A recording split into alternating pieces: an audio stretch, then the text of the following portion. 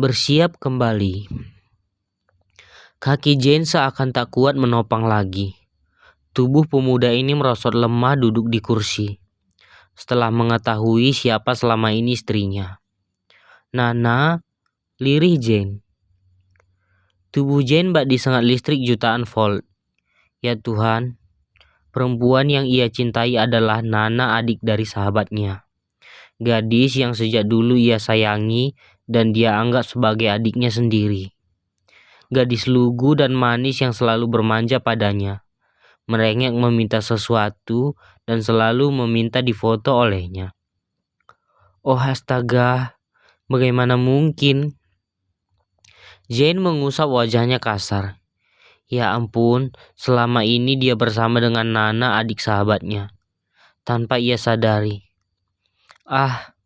Jane benar-benar tak menyangka dari ratusan juta penduduk Indonesia, dia tidak pernah berpikir Alana adalah Nana. Kenapa seakan dunia begitu sempit? Pemuda ini tenggelam dalam kenangan. Bayangan gadis remaja berkacamata tebal dengan rambut terkepang terlintas di pikirannya. Oh Tuhan, bagaimana perempuan itu berubah begitu drastis? Menjadi gadis dewasa yang begitu centil dan suka berdandan. Ya ampun, itu bukan Nana yang ia kenal. Nananya tidak pernah peduli dengan penampilan. Sedangkan Nana yang sekarang setiap saat selalu merias diri. Bahkan di awal pertemuan, Jane dibuat jengah dengan tingkah lakunya, karena begitu mementingkan hiasan wajahnya. Saat ini semua keping-keping kenangan menerjang bersamaan di pikiran Jane.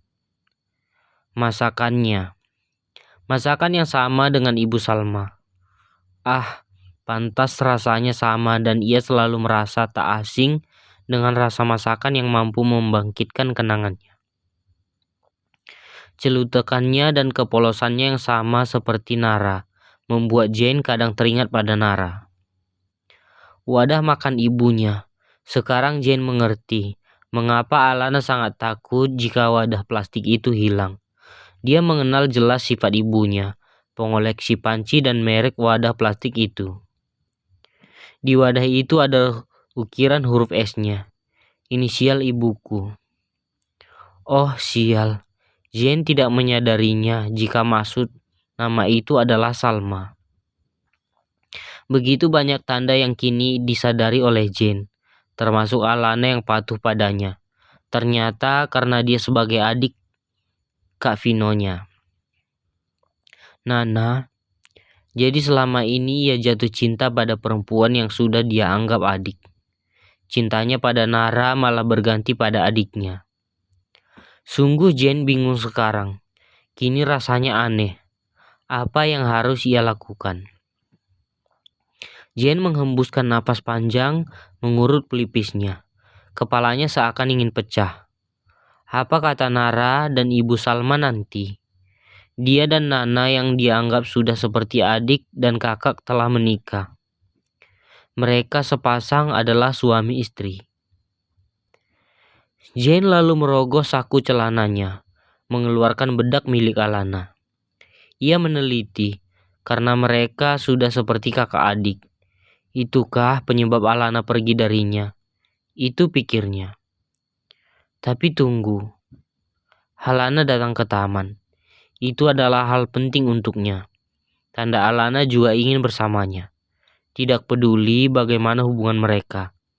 Tapi mengapa dia tidak menunjukkan diri?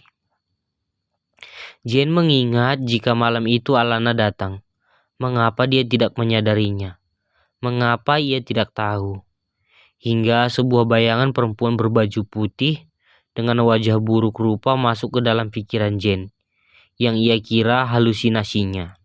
Karena begitu ia membuka matanya, bayangan itu hilang. Jane semakin berkulat dengan pikirannya hingga, oh astaga, mungkinkah? Gumam Jane, itu bukan halusinasiku? Apakah itu nyata? Buruk rupa. Kak Jane, aku tidak bisa berkeringat.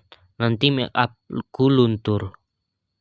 Kak Jane, aku takut naik mobil, aku pernah mengalami kecelakaan.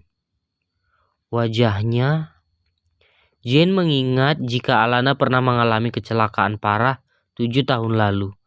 Ia tahu wajahnya juga luka. Tapi bukankah dia sudah memberikan kartu tanpa batas milik ibunya pada Nara untuk mengobati semua pengobatan Alana hingga selesai, berapapun banyak biayanya. Bagai benang kusut, begitu banyak penjelasan. Ia harus tahu semuanya. Ia harus menemui Alana apa yang terjadi padanya. Dan apakah perempuan yang buruk rupa itu benar dia, bukan halusinasinya.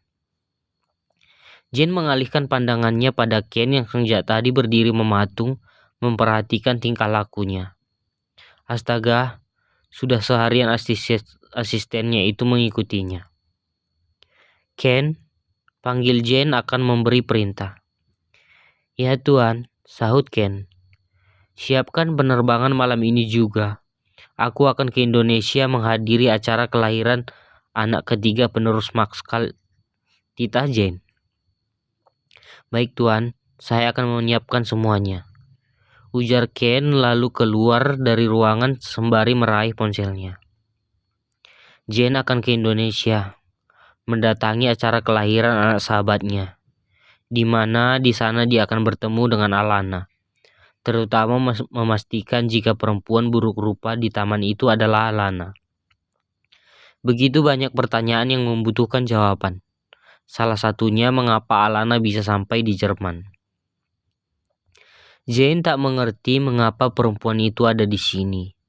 Alana adalah kesayangan Nara dan Ibu Salma, pusat hidup mereka. Kenapa Alana bisa mendapatkan izin tinggal di Jerman sendiri?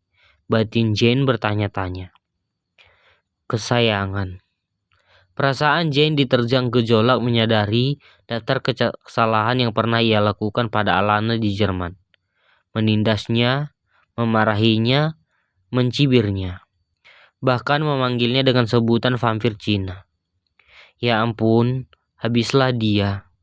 Tamat riwayatnya jika Nara dan Ibu Salma tahu kesayangan mereka mendapatkan perlakuan seperti itu darinya. Oh astaga, bayangan Nara yang terus mengoceh, yang mungkin juga satu paket dengan Chelsea, akan membuat kupingnya panas. Ditambah Bu Salma yang telah siap dengan panci. Ya ampun, mengerikan sekali. Habislah aku, gumam Jane menutup kelopak matanya rapat dengan desahan kasar.